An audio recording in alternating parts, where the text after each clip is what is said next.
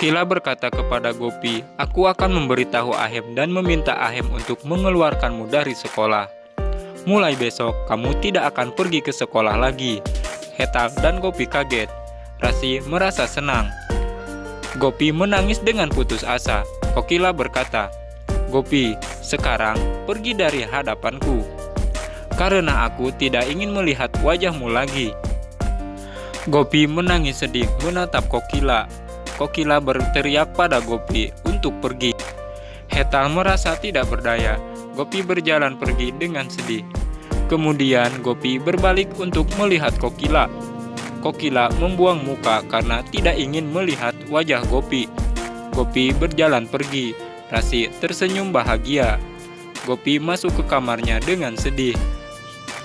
Tidak ada sinar kehidupan di mata Gopi. Gopi mulai menangis lagi saat memikirkan kata-kata Kokila. Kemudian Gopi juga memikirkan kejadian guru menuduhnya telah menyontek. Gopi merasa terbebani dan hancur. Gopi putus asa hingga menjatuhkan tas dan bukunya. Rasi datang ke sana dan merasa sedikit bersalah saat melihat Gopi menangis. Air mata mengalir keluar dari mata Gopi. Rasi melihat itu. Rasi benar-benar sudah keterlaluan. Begitu jahatnya kepada Gopi, padahal Gopi tidak pernah menjahati Rasi. Rasi berkata kepada Gopi, "Aku sedih atas apa yang telah terjadi padamu. Bukankah kamu telah belajar dengan baik? Lalu mengapa kamu masih menyontek?"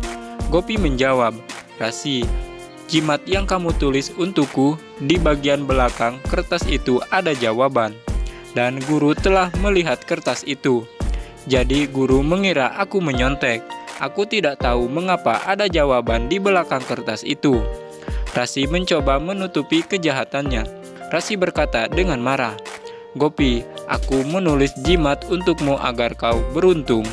Tetapi sekarang kamu menyalahkanku, seolah aku yang telah menulis jawaban itu." Gopi menangis. Gopi berkata, "Aku tidak bermaksud menuduhmu." Tetapi Rasi tidak peduli dan masih tega memarahi Gopi. Gopi menangis. Rasi berkata, "Gopi, mulai besok kamu tidak akan pergi ke sekolah lagi. Jadi lebih baik kamu membuang tas dan semua bukumu. Besok Mani yang akan pulang kampung. Lebih baik kamu memberikan tas ini kepada Mani." Gopi, mungkin belajar tidak tertulis di dalam takdirmu. Rasi mengambil tas Gopi dan berjalan pergi. Gopi merasa sangat sedih menatap Rasi membawa tasnya pergi. Gopi akan memotong sayuran. Kokila marah saat melihat wajah Gopi. Gopi bertambah sedih. Kemudian Gopi mulai memotong sayuran sambil melamun sedih. Ahem pulang dan melihat Gopi memotong sayur sambil melamun. Tanpa sadar Gopi akan memotong jari-jarinya. Ahem sangat kaget saat melihat Gopi akan memotong jarinya. Ahem langsung menghentikan tangan Gopi. Gopi menatap Ahem dengan kaget. Ahem berkata, "Gopi, apa yang kamu lakukan? Kamu hampir memotong jarimu." Gopi terdiam menatap Ahem. Kokila mendengar itu, tetapi Kokila tidak peduli. Ahem duduk di samping Kokila dan memegang tangan Kokila. Ahem berkata, "Mengapa ibu masih sedih? Apa ibu masih memikirkan perlombaan itu?" Kokila menjawab, "Ya Ahem, sekarang ibu tidak bisa mengharapkan sesuatu yang baik dari Gopi. Gopi telah menyontek saat ujian." Ahem terkejut saat mengetahui itu. Kokila berjalan pergi. Ahem merasa kesal. Gopi datang ke sana dan memberikan teh kepada Ahem. Ahem tampak marah dan kesal kepada Gopi.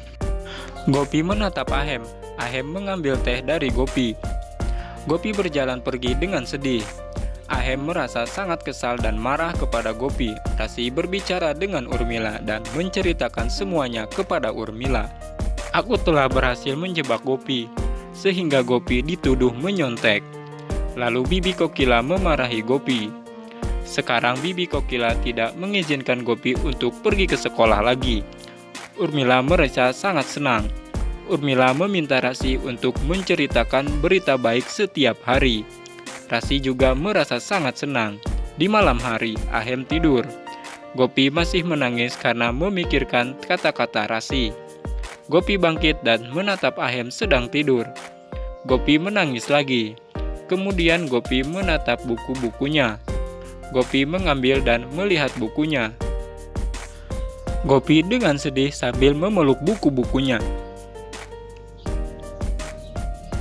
Ahem terbangun saat mendengar suara Gopi menangis. Gopi menangis dengan terseduh-seduh. Ahem merasa sangat kasihan kepada Gopi. Kemudian Ahem menyalakan lampu. Gopi menangis dengan sedih. Ahem menjadi tidak tega. Ahem bertanya kepada Gopi, "Apa yang terjadi? Mengapa kamu menangis?" Gopi kaget saat menyadari Ahem melihatnya menangis. Gopi langsung memeluk Ahem. Gopi memeluk Ahem dengan erat dan menangis dengan sangat sedih. Tetapi Ahem tidak marah. Dan Ahem membiarkan Gopi memeluknya. Ahem bertanya dengan nada pelan, "Gopi, apakah kamu menangis karena apa yang telah terjadi di sekolah?" Tiba-tiba Gopi menyadari bahwa dia telah memeluk Ahem. Gopi menangis dan berkata kepada Ahem, "Aku tidak menyontek dari ujian.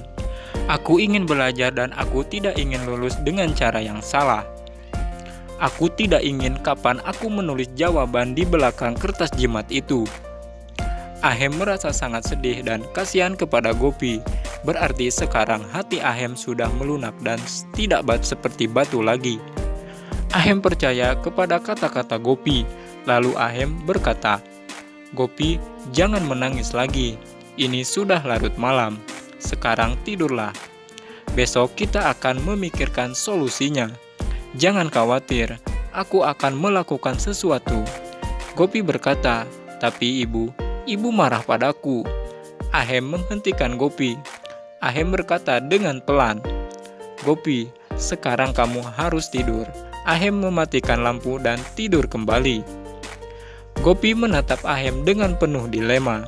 Keesokan paginya, Ahem datang menemui kepala sekolah. Gopi menangis dan bertanya kepada Kanazi, "Mengapa nasibku begitu buruk walaupun aku selalu berbuat baik?" Hetal sedih melihat Gopi menangis. Hetal berkata, "Jangan khawatir, semuanya akan baik-baik saja." Ahem sedang berbicara dengan kepala sekolah. Kepala sekolah berkata, "Aku memanggilmu karena ingin mengatakan sesuatu yang penting." Ahem mengangguknya. Hetal masih mencoba menghibur Gopi. Kokila menghentikan Hetal. Kokila berkata, Tolong, jangan menghibur Gopi lagi. Dan jangan beri janji palsu. Karena Gopi tidak akan bersekolah lagi." Sekarang Ahem sedang berbicara dengan kepala sekolah. Dan Ahem pasti akan mengeluarkan Gopi dari sekolah. Gopi menatap Kokila dengan sedih. Kokila menatap Gopi dengan kejam. Hetal merasa tidak berdaya. Dan episode pun bersambung. Terima kasih sudah mampir ke channel ini. Jangan lupa tekan tombol subscribe-nya biar Mimin lebih semangat lagi membuat video sinopsis